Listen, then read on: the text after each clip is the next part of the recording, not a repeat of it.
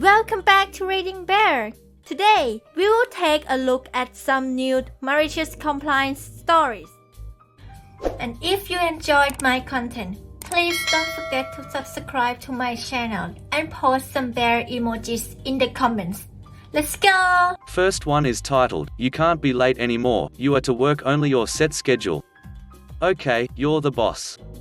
So after I graduated college, I went back to work at my high school job at a large auto parts chain. I have a few stories of malicious compliance from there because it was a miserable place to work with miserable management, but I think this one takes the cake. I lived about 15 minutes from the store and would routinely work 1 to 2 hours past my shift to help the manager close up and tally cash sale receipts. We were mainly wholesale, so the cash receipts were a small portion of the sales and had to be tallied by hand, as well as take out the trash, prep and stage the first deliveries for the next morning, as well as sweep the storefront. I didn't mind doing these things because I got a little OT out of it, got in the good graces of the manager, or so I thought, and being that even though my drive home was short, staying a little late and letting traffic die down was fine with me. One morning I walked in at about 9:07, when my shift was scheduled to start at 9 a.m. I didn't see what the big issue was since I had been staying late every day for months helping him close the store. But he apparently took issue with it that day, which would have been fine if he had said something along the lines of, "Hey, liability Landon, you're late and I know you worked long yesterday, but let's still get here on time." But that isn't what he said. He flew off the handle and went on about needing to work my schedule and "we have schedules for a reason" and "you just need to be at work for the schedule that I made you." Well, needless to say, since I had been staying late for months to help him close the store, it's against policy to not have 2+ people in the store at a time, despite it not being on my schedule. This rubbed me the wrong way. So, I convinced myself that instead of causing a scene and yelling, I would just do exactly what he said. So, 5:30 rolls around, we closed at 6, and I stood in front of the computer until it hit 5:30 exactly, clocked out, and started walking towards the door. Manager, where are you going? Me, home. Manager, what? Why? Who is going to help me close the store tonight? Me, I dunno, but you made it very clear I was to work my schedule. So, I get off at 5:30, it's now 5:30, and I'm going home. And I walked out. The next morning I got there at 8:55 and just stood in front of the computer until it hit 9 o'clock. Phone's ringing. Too bad, my shift hasn't started. Deliveries need to go out? Sorry, I'm not on the clock yet.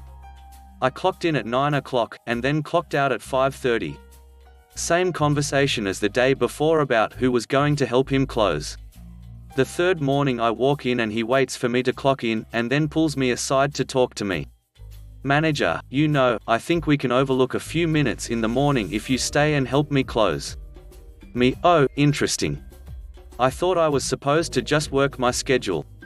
Manager, yeah, well, I guess we can overlook that. I had very few problems with this manager after that little exchange. I would, however, like to clarify that this was by no means my finest moment in terms of being a well-adjusted adult. Was I in fact late? Yes. Was my response petty? Yes. Would I handle it the same way now over a decade later? Hopefully, and most likely, not. But that isn't the name of the game in this sub, because this is malicious compliance, not I did the right thing. Next one is titled, "I should let my wet t-shirt dry on chair because I'm 5 minutes late." Okay, have fun with HR. A little background, back in 2017, I was working on a call center for a telecommunications company. I was almost 3 years there and the job had gone from okay to okish to shitty in 6 months. The company did a lot of things that pissed most of us and led to a few MCs and revenges. In 6 months, we had 4 different managers and 10 shift managers. The second to last before I bolted, and one of the protagonists of the story was a real piece of crap. He was a racist, misogynistic, homophobic tyrant with a big ego. Let's call him Kevin. He was the kind of manager that would try to micromanage you, call log how many incoming and outcalling you had, how many customer support, how many sales, and if you didn't hit your dailies would shout at you. If you were late you would have to work the same amount, and if it was more than 10 minutes would dock an hour of your pay. The other protagonist and malicious complier was Mary. Mary was a good-looking woman on her late 30s, with 20 years of experience on call centers and a no-nonsense attitude. As you may understand, Mary and Kevin didn't like each other very much. But the incident that got the ball rolling happened on Pride Week. Mary was wearing a pride shirt in support of her lesbian daughter. Kevin said a few sexist and homophobic things and they almost came to physical blows. HR intervened, but that seemed to galvanize Kevin after that day. He tried to make her life difficult every day. The incident: I was working the first shift 7 o'clock to 1500 on a Friday of early July.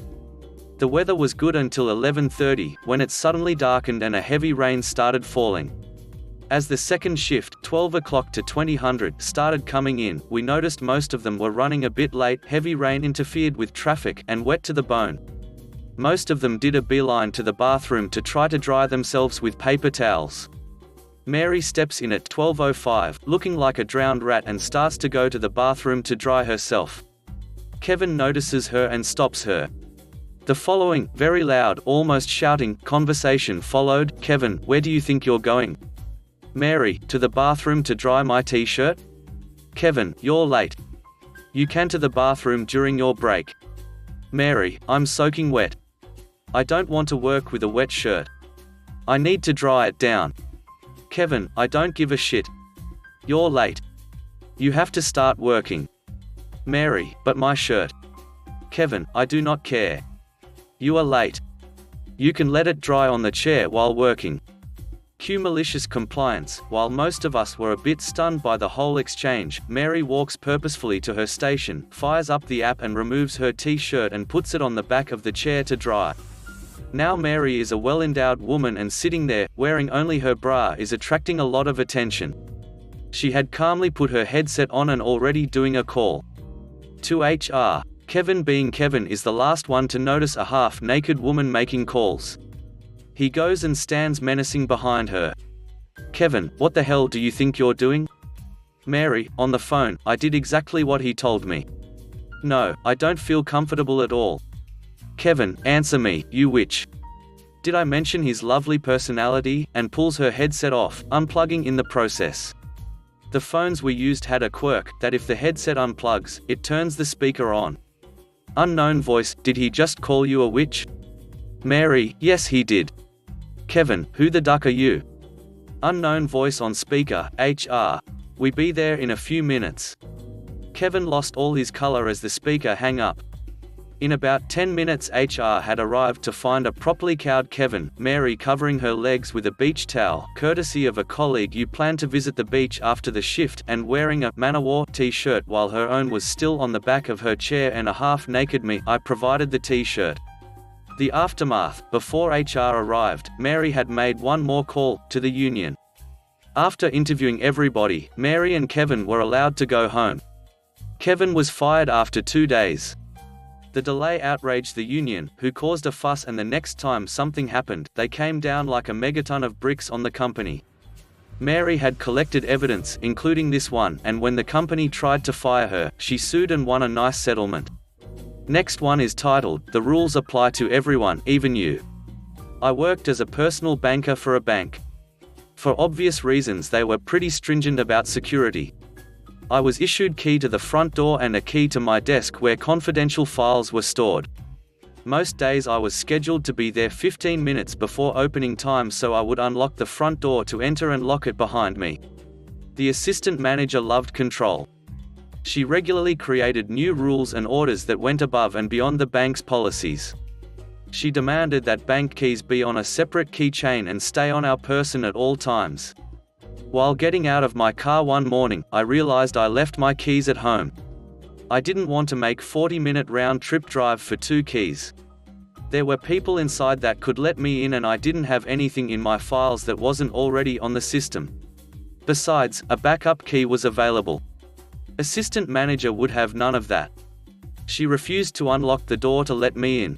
No big deal, I could wait the 15 minutes. At 9 o'clock, I walked back up once the branch opened and she was standing there letting customers in but blocked me. I tried to convince her that I didn't even need my keys if I could get in the door. She said the rules apply to everyone. Go home and get your keys. So I did just that and went about my day. As luck would have it, she forgot her own keys just a few days later. I gladly stood at the locked door to tell her the rules apply to everyone, even you. ETA fallout, my bad, got distracted mid-post. Needless to say, assistant manager wasn't happy and called the branch manager. He came out of his office, took one look and laughed really hard. He made me let her in but told her she needed to change that rule. Fast forward several years, I got a couple of promotions with the bank and ended up being in charge of all assistant managers in that area. Assistant manager was still in her same job pulling the same crap. My first order of business was to make her, and the others like her, get rid of all the arbitrary extraneous rules. She wasn't happy about my new rule. But I got to tell her again that the rules apply to everyone. She quit not long after I took away her power. Last one is titled, "Hard work now over guys, so no more overtime," says our boss. But a certain scope change has another idea. Cast. PM, project manager, contractor's representative of the project. SM, sectional manager, head of the divisions. PLN, M, planning manager, head of the planning division. And me. Background: this happened about 3 years ago and I was working as a planning, civil engineer in road construction project under a foreign-based construction company. When I was joining the company as a fresh graduate, I was advised that I will be recruited on a contract basis. I was joined in the middle of the project and my contract will be terminated at the end of the project period. Under normal conditions, I would be hired again for the next project on a contract basis. For the clarity of the story, I have to describe my salary details a little bit. My initial recruitment was grade 4 to 1 and it means I am a grade 4 level officer, engineer grade, and was in step 01. It was expected to increase by 02 steps at the end of each year until grade 4 to 20. If you take the literal meaning, someone has to work 10 years before moving to the next grade, which is grade 3, medium level manager grade. But normally an engineer would be promoted to the next grade after working for around 5 or 6 years with good performance. There is a good reason to describe the salary scale in detail. Someone's salary will be fixed only after moving to grade 3 or above. Until then, his salary is a combination of fixed basic salary plus fixed allowance plus variable overtime payment. This variable part replaced by average overtime when the company is offering a salary package to new recruits. If someone is willing to work more hours, they are warmly welcome. If someone is not willing to work more hours, he can leave early but with a lesser salary. Those conditions are crystal clear and everyone seems to acknowledge them.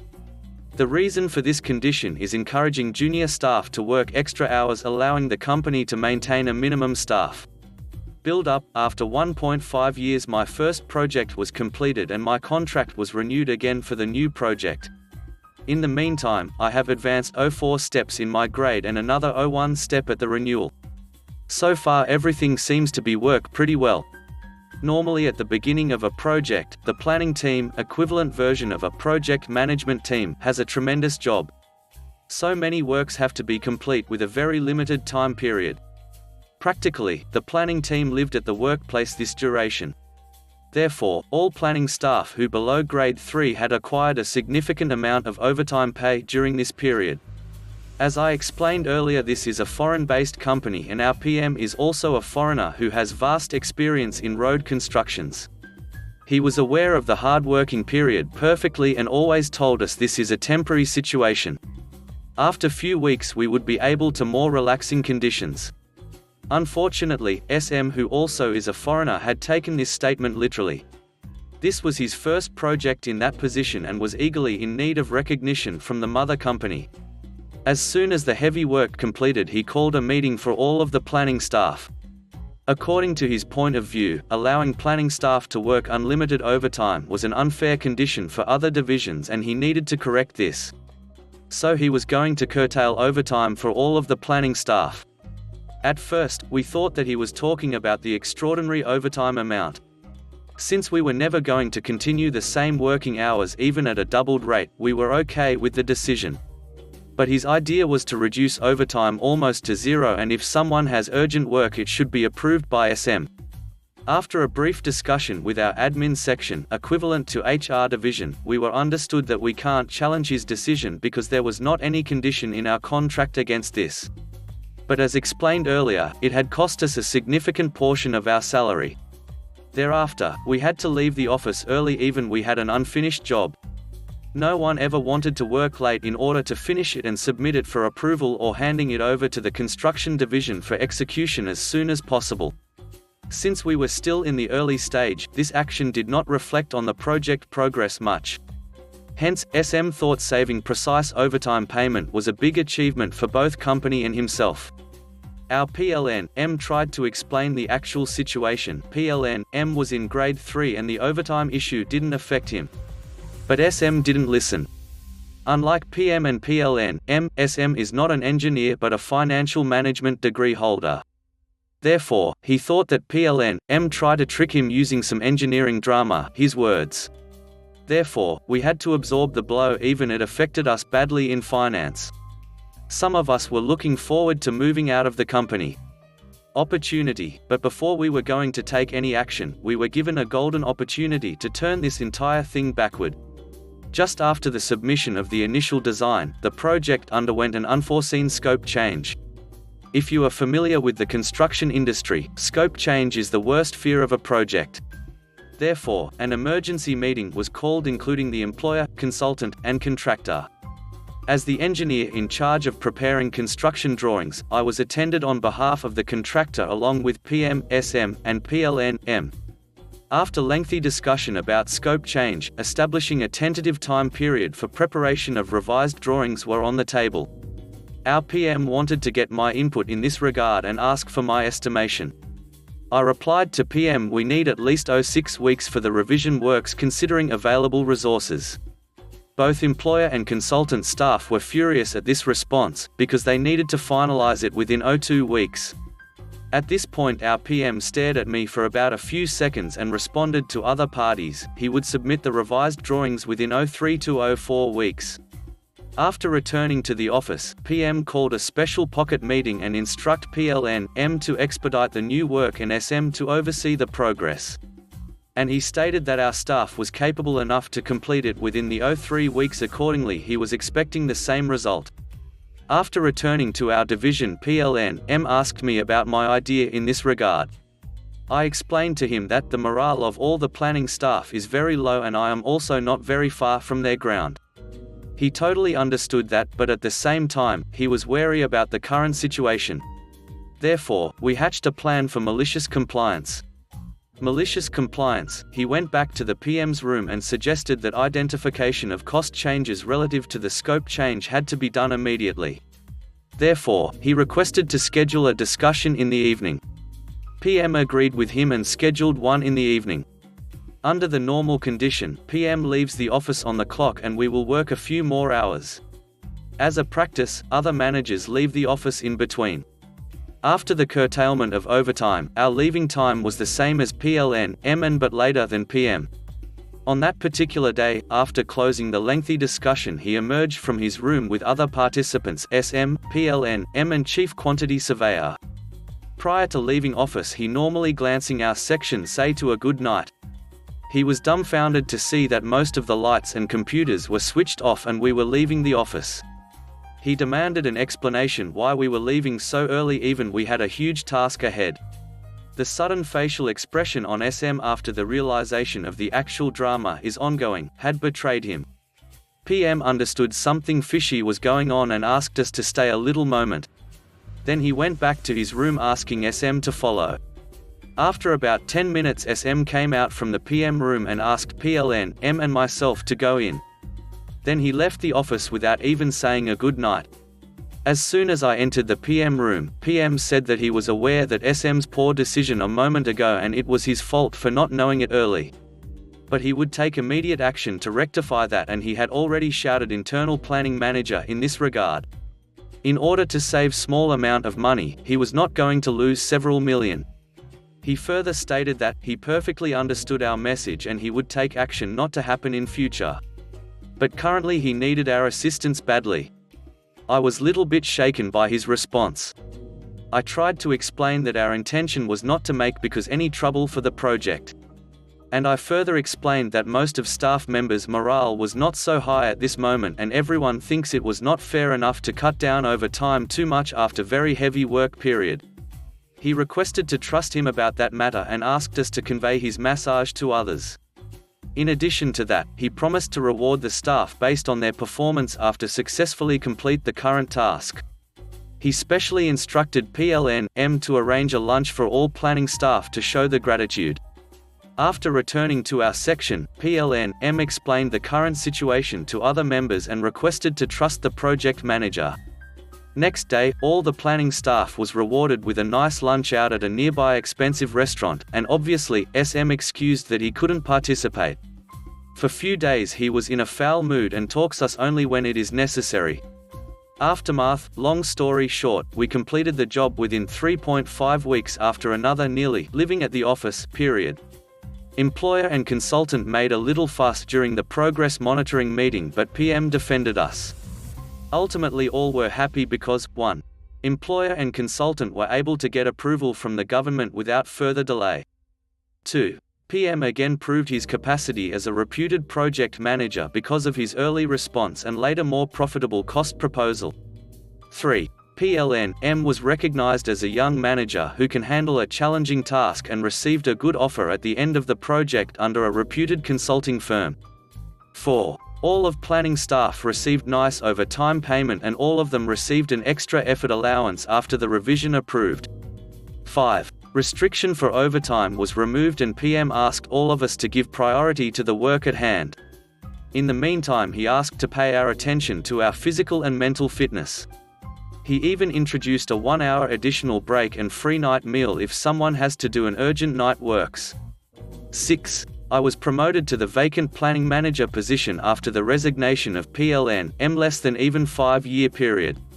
7. Even SM himself was happy at the end, because mother company had recognized his assistance toward the successful completion of the difficult task. Obviously, no one asked us in this regard, and PM hadn't issued any negative comments. However, SM thanked us with a nice dinner and we worked with him without major issues until his transferring back to their mother country. Thanks for listening.